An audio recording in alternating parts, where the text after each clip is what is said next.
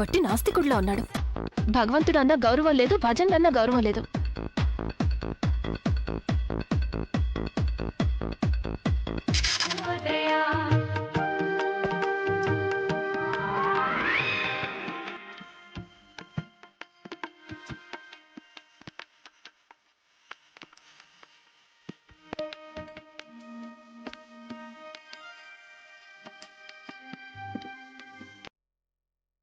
అరే, నా వర్కౌట్ పూర్తయ్యేదాకా నువ్వు ఈ భజనలు ప్లే చేయడానికి వీల్లేదు.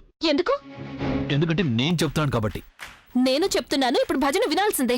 ఇది నా గది, ఇది నా గుడి. చూడు, దీని తర్వాత నేను నా మ్యూజిక్ సిట్టింగ్స్ కి వెళ్ళాలి. నేను కూడా పూజ అయ్యాక కిచెన్ లో పనులు చూసుకోవాలి. ఈ ఇల్లు నా మ్యూజిక్ వల్ల నడుస్తుంది, నీ కిచెన్ వల్ల కాదు. ఇంకెప్పుడు నువ్వు నా మ్యూజిక్ ముందు నీ మ్యూజిక్ ప్లే చేయొద్దు. భగవంతుడా, ఆయనకు కొంచెం సద్బుద్ధినివ్వు. ఏమివ్వాలి? కాఫీ. కాఫీ తాగితే మీ బుర్ర కొంచెం పనిచేస్తుంది. రాబిన్, రాబిన్, రాబిన్, రాబిన్, నా కాఫీ ఎక్కడ? నాన్నమ్మకు చెప్పు నా కోసం కాఫీ చేయమని. సార్, అది నానమ్మ గారికి ఏదో అయింది. ఏంటి? ఏమైంది నాన్నమ్మకి? సార్, ఆవిడ ఉదయం నుంచి తన గది తలుపు తెరవటం లేదు సార్.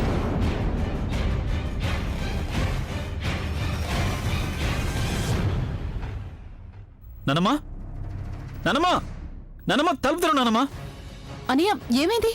నానమ్మ తలుపు తెరవడం లేదు. వాట్? నానమ్మా, నానమ్మ, నానమ్మ, తలుపు తెరు, నానమ్మ. నానమ్మ తలుపు తెరవు. నానమ్మ ప్లీజ్. నానమ్మ, నానమ్మ, నానమ్మ, ఏమైంది నానమ్మ? నానమ్మ, ఒకవేళ ఈ ముసలిది టపా కట్టేయలేదు కదా? నానమ్మ తలుపు తెరు ప్లీజ్. నానమ్మ తలుపు తెరు. నానమ్మ, నేను చెప్పింది వినండి. ఒకసారి నేను పిలవనా? నీకేమనిపిస్తుంది? నీ గొంతు వినగానే నానమ్మ తలుపు తెరుస్తుందనే? నానమ్మ, నేను విండోలోంచి చూస్తాను. నానమ్మ, తలుపు తెరవండి ప్లీజ్. నానమ్మ, అమ్మమ్మ, అమ్మమ్మ, నేను ప్రజ్ఞని. తలుపు తీయండి అమ్మమ్మ. అమ్మమ్మ, అందరూ చాలా కంగారు పడుతున్నారు, మీరు బానే ఉన్నారుగా? అమ్మమ్మ, నానమ్మ,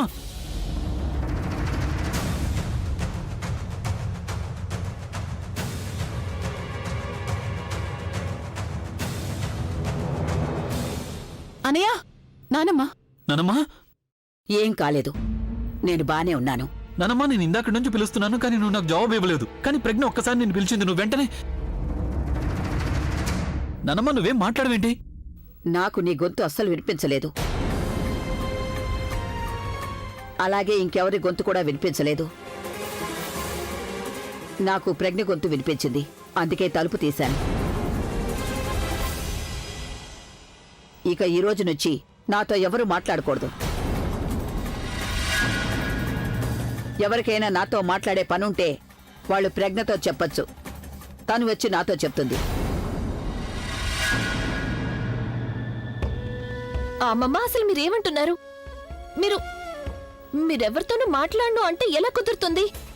ఈ ఇంట్లో నా మాట ఎవరు వినడం లేదు కదా, నా మాట గౌరవించడం లేదు. ఇక నేనెందుకు అందరితో మాట్లాడాలి? వీళ్ళందరి గురించి నాకు తెలియదు గాని నీ మీద మాత్రం నాకు నమ్మకం ఉంది. నేనేం చెప్పినా సరే నువ్వు చేస్తావు. ఈ రోజు నుంచి కేవలం నువ్వు మాత్రమే నాతో మాట్లాడాలి, ఇంకెవరు మాట్లాడకూడదు. నానమ్మ, నానమ్మ, అసలు నువ్వేమంటున్నావు? నువ్వు లేకపోతే నేను లేను, అది నీకు తెలుసు కదా. నీకు నా గురించి అంతా తెలుసు. నేను అసలు ఏం తింటాను, ఏం తాగుతాను, నేను ఎప్పుడు లేస్తాను, ఎప్పుడు పడుకుంటాను. ఇంకా చెప్పాలంటే నాకు కాఫీ కూడా. ప్రజ్ఞ, తనతో చెప్పు, ఇంట్లో ఇంతమంది పనివాళ్ళు ఉన్నారు కదా, ఎవరో ఒకరు చేసిస్తారు. ఒకవేళ తనకి వాళ్ళు చేసిన కాఫీ నచ్చలేదంటే గనక తను ఎన్నో షోలు చేస్తాడు కదా, ఎంతో డబ్బు సంపాదిస్తాడు కదా, తను ఏదో ఒక షో నుంచి కాఫీ చేసి పెట్టే నానమ్మను కూడా తెచ్చుకోమను.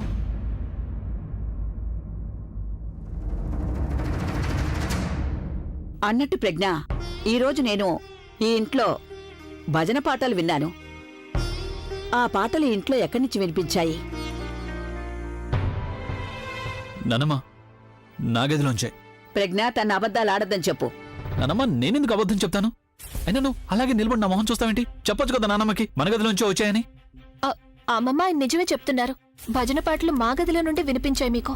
వాడి అబద్ధాల్ని నువ్వు వెనకేసుకొచ్చావంటే నేను ఊరుకొని చెప్తున్నాను. ఇలా చేస్తే నేను నీతో కూడా మాట్లాడడం మానేస్తాను. ఈ ఇంట్లో అబద్ధం చెప్పేవాళ్ళు ఒకళ్ళుంటే సరిపోతుంది కదా.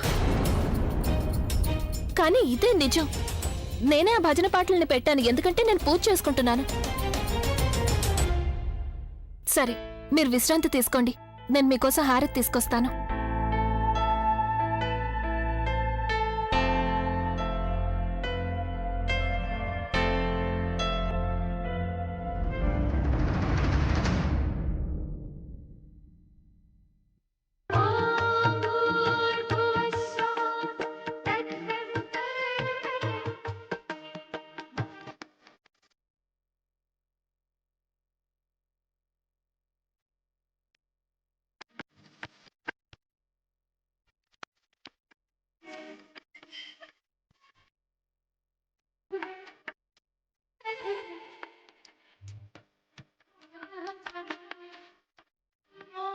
అసలు ఈ భజనల మ్యూజిక్ లో వర్కౌట్స్ ఎలా చేయాలి?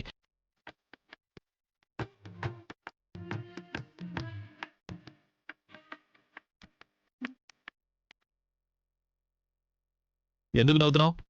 Sorry sir. Hold this. భజన పాటలకి వర్కౌట్స్ చేసి చూపించు.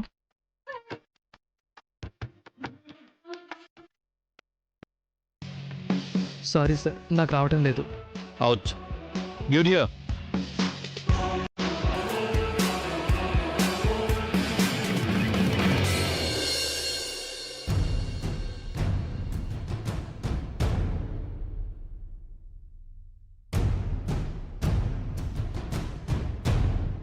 అసలు ఏమనుకుంటున్నావు నువ్వు?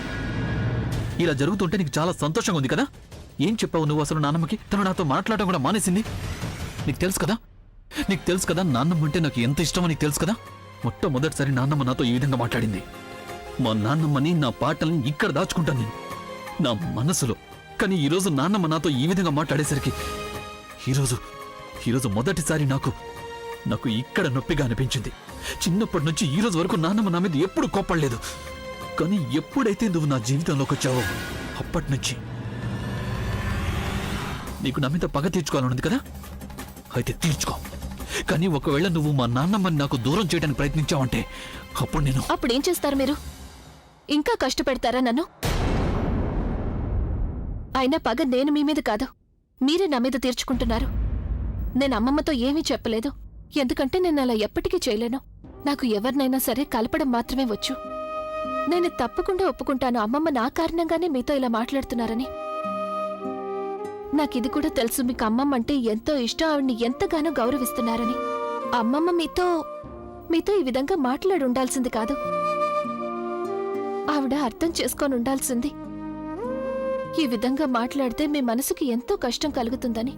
ఒక పరాయి ఆడపిల్ల కోసం ఆవిడ తన సొంత మనవడితో ఈ విధంగా మాట్లాడి ఉండాల్సింది కాదు. సొంత వాళ్లను బాధ పెడితే దాన్ని మనం ఎప్పటికీ మర్చిపోలేం. నాకు తెలుసు, నేను మీ బాధను అర్థం చేసుకోగలను. నేను మీ కళ్లల్లో చాలా ద్వేషాన్ని చూశాను, కానీ కన్నీళ్లు కేవలం అమ్మమ్మ గారి కోసమే చూశాను.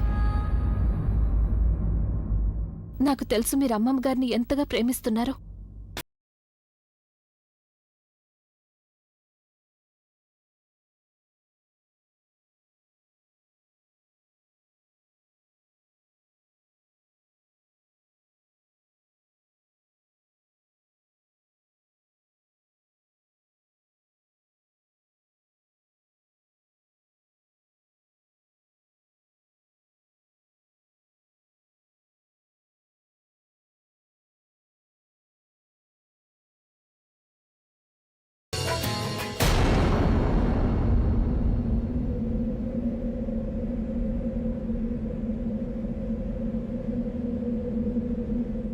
సారీ.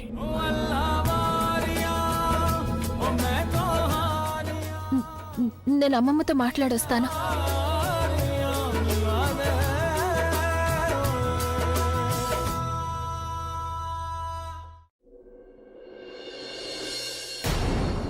I'm really sorry. కుటుంబంలో అందరికీ ఇదే అలవాటు ఉందనుకుంటా.